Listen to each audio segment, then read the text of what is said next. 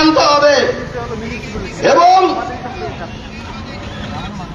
আজকের এই পথসভায় বামপন্থীদের সমর্থিত প্রার্থী নীতিশ চন্দ্র রায়ের কে ভোট দিয়ে আগামী দিনে আপনার দেশ, আপনার রাজ্য, আপনার জেলা, আপনার শহর শান্তি শৃঙ্খলা এবং ধর্মনিরপেক্ষতা বজায় রাখতে অবশ্যই বামপন্থীদের ভোট দিতে হবে। তৃণমূল কিন্তু একটা বিষয়ে সাকসেস, সেটা কি মুসলিমদের ভিতরে একটা জিনিস ঢুকাতে তারা সমর্থ হয়েছে, কি যে বিজেপি যদি আসে মুসলিম ভাই তোমার কিন্তু অবস্থা খারাপ।